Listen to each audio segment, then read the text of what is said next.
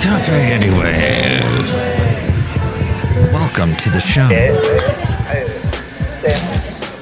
Mike's Daily Podcast. FF episode 2766, 2766, and Mike Matthews live from Café Anyway somewhere in Podcastro Valley. Mike's Daily Podcast. The last place on earth in Ameritopica. And this is a story that jumped out at me and it made me go, oh, faith in me, glory! Because I'm Irish and I thought you knew that. Did I scare you?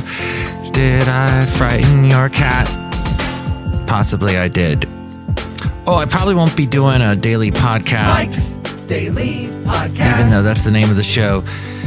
For the next couple of days, I got some busy stuff going on at work. Mike's We'll see, though. Daily Just warning you ahead of time. Podcast. So this story about Taylor Swift. So she apparently is involved in every single facet of our lives now. And though I did not want to talk about her, especially after that whole X incident, heck, they call it X for a reason, don't they? The content was a little more than X for Taylor Swift, but so Taylor Swift has threatened legal action against a Florida student who tracks her jet. This from CNN. Attorneys for Taylor Swift, and I'm sure they are good ones because she's really rich, if you didn't know. They are threatening legal action against the Florida college student who tracks the private jet of celebrities and public figures, including Taylor. Jack Sweeney confirmed to CNN that he received a cease and desist letter threatening legal action from attorneys for Swift about the social media accounts he runs that tracks Swift's flights. Sweeney is the same person who famously drew ire from, speaking of X, billionaire Elon Musk for tracking his jet travels online. Musk disbanded his account on X at Elon Jet on the social media platform. And here's today's podcast picture. In December, which is actually not this past December, but the December before, which is where this picture comes from a moment where I got to meet the wonderful horse up there. I think his name is Dice, and he hangs out in Castro Valley at the top of Columbia. There's an area in Castro Valley called Columbia, and it doesn't look anything like Columbia. It is an HOA. It's a bunch of nice houses, and people pay a crazy amount of money, HOA fees, to stay there. The late great Basil the Boxer and I, we walked through there many a time. And at the very top, there's the East Bay Regional Park District owns some land, and then Ebmud owns some land. And you can walk on Ebmud land, but you have to get permission. You have to go to their website and fill out some form. And that is what I was doing. I was over there visiting, and there was this horse up there. There's Emma and Dice, and I said hi to them. And see that picture at MikesDailyPodcast.com of me with the horse. I petted him. He kind of knows who I am now. He actually, this horse, Dice, walked towards Basil, and Basil wasn't able to get around as well. He was much older, and his back legs were starting to get him out. So he was trying to get away from the horse, and he couldn't. And I had to actually go over there and stop the horse, go, whoa, because that's what you say to horses, apparently. And then the owner of the horse, he opened up a fence and said, come through this way real quick. Dice is angry. And so I ducked out with Basil and saved Basil. Taylor Swift has a song called, so the guy she's dating, that Travis guy, they asked him, what's your favorite song? And he said the song Antihero. And the reason why he gave it was not because of the introspective lyrics that Taylor wrote. Actually did something slightly different than she usually does. Usually she writes about how men are lusting after her, or she's lusting after a guy, or she's cheating with some guy because she's trying to get back at some girl, or she's writing something waxing philosophical and thinking about memories of somebody that she dated that blew up, and wishing she could bring back that guy because that guy was actually pretty cool. One of those various topics. Spin the wheel. Which one will you get? The Fascinating Material Project. FM Project. She's smart enough to work with interesting people, like the guy from the Bleachers guy. I can't think of his name. Who also worked with the group Fun. And Nate Ruiz. She gets interesting people to produce her stuff, or she co-wrote some stuff with the guy from The National, and that's a very interesting band, and that guy writes some interesting songs. So they actually collaborated. She collaborated with the band The Three Sisters Haim. She's collaborated with for her next album, which she talked about. I hate when they say my next album's gonna drop. It sounds like it's going to be thrown off of a building and fall on someone's head and hurt them. Why would you want to drop something? Why are you so clumsy that you drop it? But she was talking about her next album is going to have collaborations with all kinds of folks. Was Brandi Carlile mentioned in that? Brandi might as well just... She gets invited to every single award show that has any woman that's legendary of any sort, like you had the Joni Mitchell, which fantastic. I love that. And it's so funny. This old timey guy that I listened to his show, he talks about stocks and whatnot. He goes, I didn't really like her performance. I thought it was awful. She shouldn't have sang that Both Sides Now song, don't you know? She should have sang her big hit, Woodstock. Like, what? Okay, you only like Woodstock because you are addicted to classic rock radio. Although you don't really hear that song much on classic rock radio anymore either. But Both Sides Now is one of Joni Mitchell's biggest songs, bar none. Hands down. Especially because she had the insight to... Oh, hold on. The word of dog. I had a coughing moment. That's the other thing about this guy. He coughs right on the microphone. Anybody who does a podcast or a radio show that coughs on the microphone, that coughs while they're being recorded or going live. I know sometimes when you're live, you can't help it.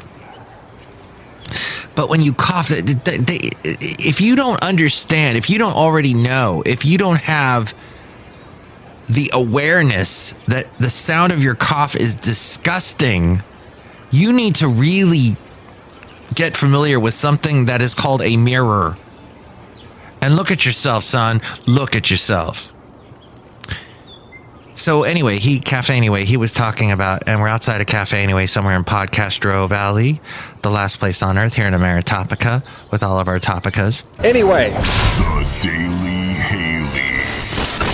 The almost Daily Haley. Joni Mitchell, I watched that interview she did with Elton John, which is phenomenal. And Elton John asked her about that.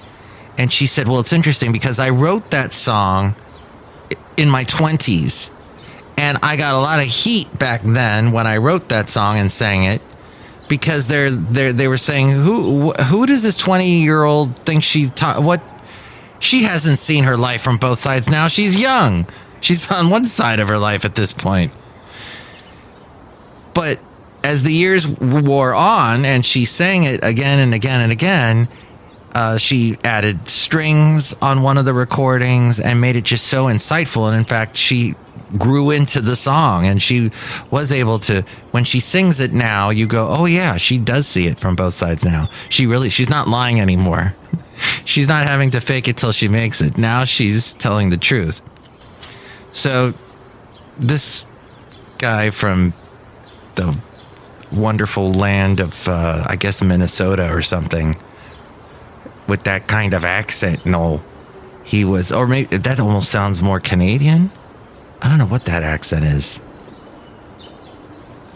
Anyway, the point is, The Taylor Swift. Oh, Brandi Carlile performs at every award show, any tribute show. She's everywhere. But like the masses don't quite know who Brandi Carlile is. I think a lot of people have heard her one song or another and know she's an amazing singer and songwriter, but the overall population is way more into Taylor Swift. But Taylor is smart enough to work and collaborate with all these other people. But we will see, at some point people are going to have enough. There's only so many different ways you can present someone a hamburger. Hey, here's a hamburger. Here's an expensive hamburger. Here's a hamburger that's really expensive. Here's a hamburger that we've decided to put foie gras on top of it. Here's a hamburger that's something that fell out of a Wendy's trash can. Ginormous. Anyway, you cut it, it's still hamburger, and it's still going to be, even if it's made out of Kobe beef, it's still Taylor Swift hamburger. Mike's Matthewsman Park. The front panel will close automatically. Please remain seated at all times. Billy Joel just released a song. I got excited because I'm a Billy Joel fan, but, it's not going to become a huge hit. Magnification. She's making sure people... We love you, Mike. The letter references CNN's reporting on Musk offering Sweeney $5,000 to delete the Twitter account trafficking his jet. And now we return you to our regularly scheduled program with Mike Matthews. Sweeney refused this offer at the time and asked for $50,000, saying he could use the money to pay for college or perhaps buy a Tesla.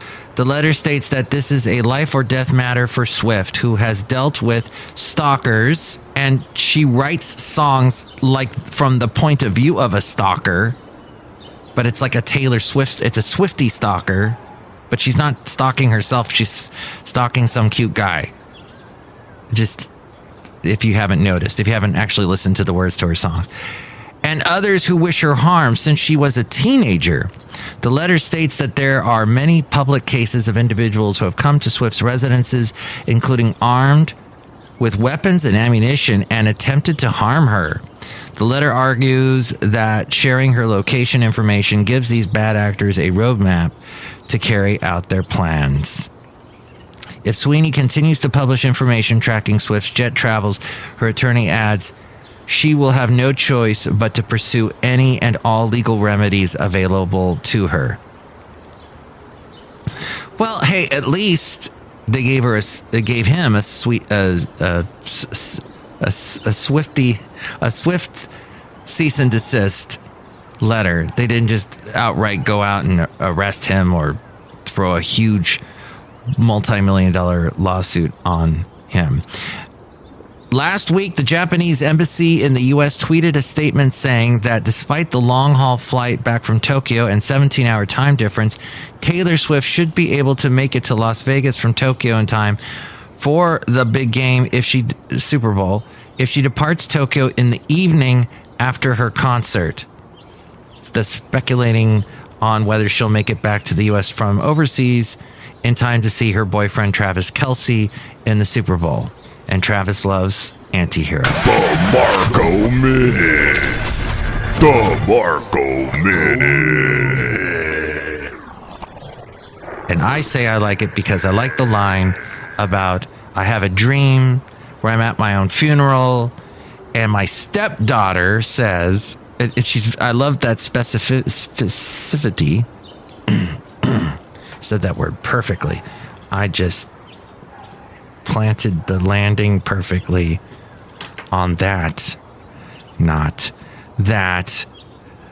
They're laughing. She's laughing at us from hell, up from hell, I think is what the line is. So hey, that's a good line for a Taylor Swift song. It's different. It's not blank space. It's not style. It's not bad blood or love or whatever that was. So Taylor continues to shed those teardrops on her guitar, and she's laughing through the tears all the way to the bank.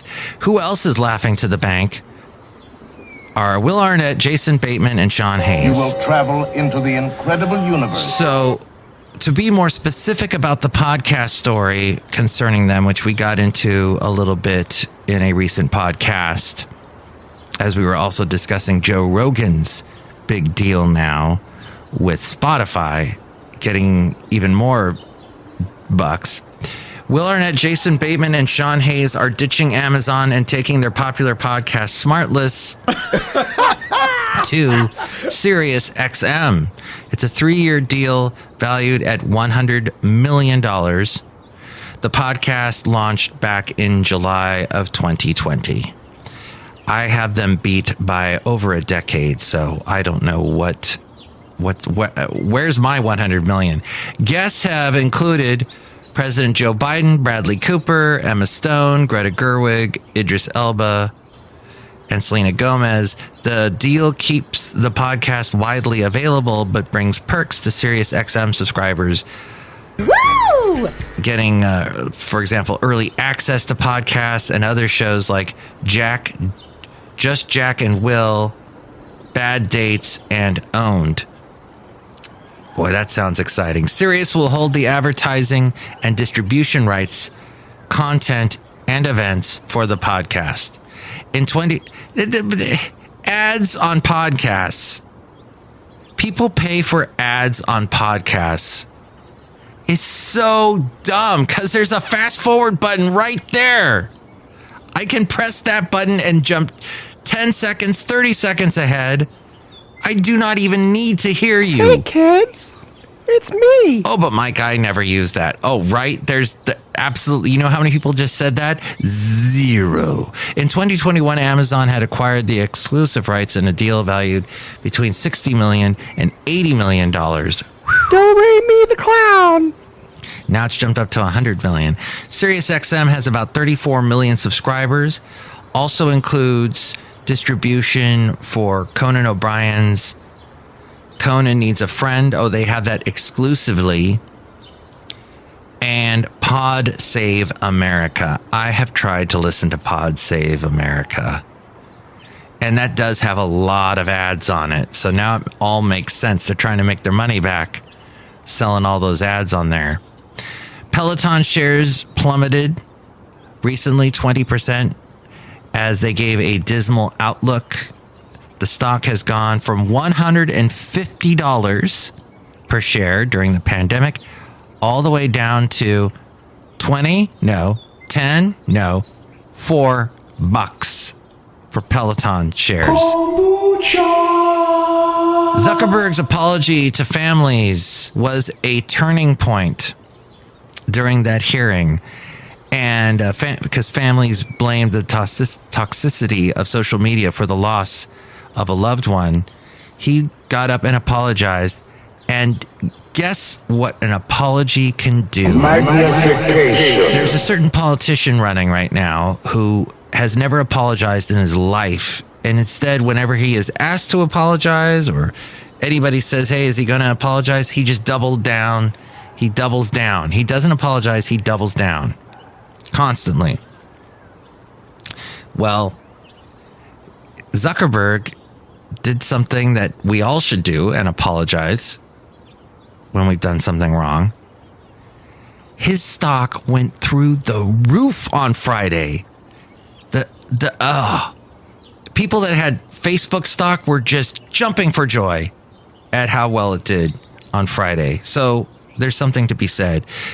How about, so you got your Peloton and you're probably also wearing Lululemon. They're going to launch their first men's footwear line as it chases growth in crowded athletic apparel industry. The footwear line will offer a new casual and performance sneaker.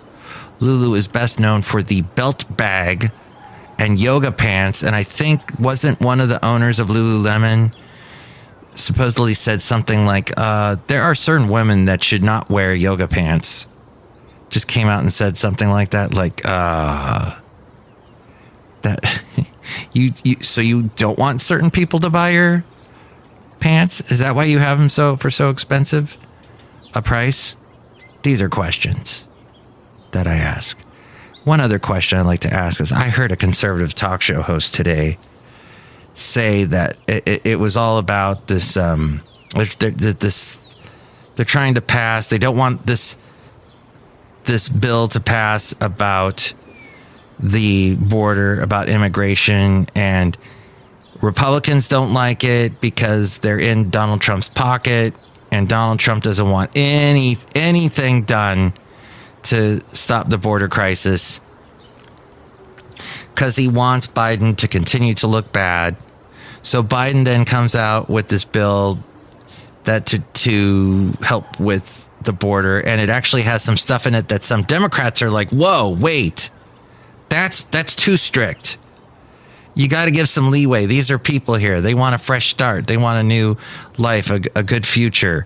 And this is actually making it more difficult for that to happen. So in all of that, with the bill not passing, and there's also tied into all of this aid to Ukraine. And I heard this conservative talk show host say, and you're hearing this more and more from the right, about how Ukraine doesn't deserve any more money because they haven't won this war.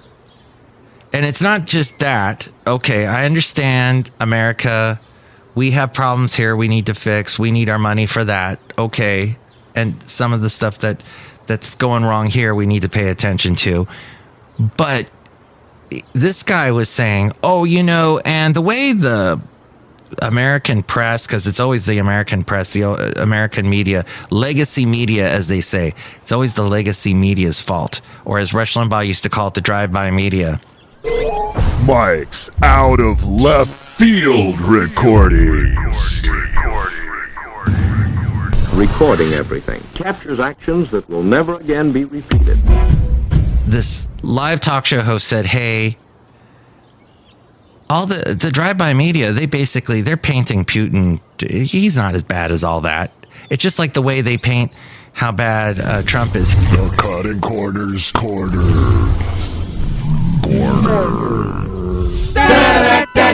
The cutting corners corner. A fine article. Silly, great, fat article. But wow, I was okay. So now you're a Putin supporter. Good for you. Next, you're gonna. What is that? And what's the difference between that and supporting China? And China is having a bunch of problems with their stock market these days, and they're having now I heard this interesting outlook on it that a lot of conservatives are happy that China is having so many problems with their stock market and overall economy, but professors are pointing out as China goes, so goes America. So I don't know exactly how that's all tied together, but something to think about. And that's what's happening in this great, big, huge world that's not so big after all. It is a small world after all. And look who's outside of Café Anyway. Oh, what a small world it is. Look who's visiting. Hello, Michael Masters, Madame Rootabega, and I love to hear all about these news stories. Ooh. Have you been to China? Yes. Have you been to Mar-a-Lago? Yes. Have you been on the dance floor with Trump? No. Oh. Well, that could be interesting. Dancing on the ceiling with Trump. And then Trump has that picture that he posted on his what's it called? Truth Social? True Social? Whatever. Something social. He had the picture of him and Elvis split in half. So it looks like one half of the face is Trump, the other half is Elvis, and it kind of lines up around his lips and his nose. So what did Elvis not die? He just turned into Trump. And then he said, what do you think? Like he's really going to read people's responses. That's what I really love about YouTubers that are really popular. And at the end of their videos, they'll say something like, but what do you think? Leave your thoughts in the comments below. They're never going to read that. They never read that. I write stuff. They never respond. I write to every single one of them that says it. Nobody responds. It's sad. But what do you think? You can call me, and I'll give you the number right after this guy says something. Hello, dear Mike. This is Valentino, the parking attendant. And this is Bison Bentley. Do you know that? Mike, we're really excited. We hear that you're going to visit your old stomping ground there in Marina Del Rey. There. Yeah, Marina Del Rey. Do you know that? Aw. Oh, I didn't mention this thing. Yeah, Joe Rogan, $250 million deal with Spotify compared to the Smart List podcast with Will Arnett and the other two for $100 million. Wow. That's amazing. Or Will Arnett would say something like, that's amazing. But here's the thing is I just mentioned Marina Del Rey, or Bison Bentley and Valentino did. George Strait sang that song, but and George Strait is still with us. Country music, I was a big part of country music in the 90s and the O's. Here's the thing. Toby Keith died, as you probably heard by now. I met Toby Keith once long ago. It was an after party at the Academy of Country Music Awards. He did really well. He picked up a bunch of awards. He had left his previous record label and was now with this new label that was allowing him to do stuff that he wanted to do. The other record label was too restrictive. So what he did was he started recording songs that were very, very Toby Keith. That was like revenge songs, like How Do You Like Me Now? Playful revenge songs. I mean, compared to what Taylor Swift may write. And in fact, Toby Keith is partly responsible for Taylor Swift because he helped found the Big Machine Records, the record label that she was originally on, that now she hates because she goes back and redoes all the albums to get all the money, the residuals from those records now, instead of it all going to that old record label. Toby had just won a bunch of awards, and he was at this award show, and I was there with the woman that I would then marry and then subsequently get divorced from. And then there's probably a bunch of country songs involved with that or written about that or would address that topic, as you well know. In fact, Toby Keith had a song called Who's That Guy? Who's that man? Who's that man? That's it. Who's that man running my life? And it was based on the joke, what do you get when you play a country song backwards? You get your truck back, your housewife, your wife back. And in that song, he's like, there's my truck and the drive. There's my wife. But who's that man running my life type thing? And that was with the previous record label. With the label that he won all the big awards with, I think it was DreamWorks. So he's standing there with the award. We get a picture with him, and I'm right next to him. In fact, he let me hold the award. It was interesting. And I said to him, what are you going to do with this award, Toby? And he said, I'm going to turn it into a bong pretty right quick. I go, oh, okay. And I don't know what he said to my ex-wife, but apparently I didn't know this till today because she texted me about it. She's like, hey, did you hear Toby Keith died? And I said, yeah. And she goes, yeah, I was a big fan of his till I met him. And then that just changed everything. She goes, I never liked him after that. And I said, really? How come I never knew that? Interesting. So something he did, I don't know if he made her feel uneasy or what. I didn't get into that. This was just a text conversation back and forth. That's my story about Toby Keith. But if you would like to tell me your story about Toby Keith or anything else interesting, here's your comments below. This is that part of the show. You can call this number. Call Mike at the Café Anyway hotline.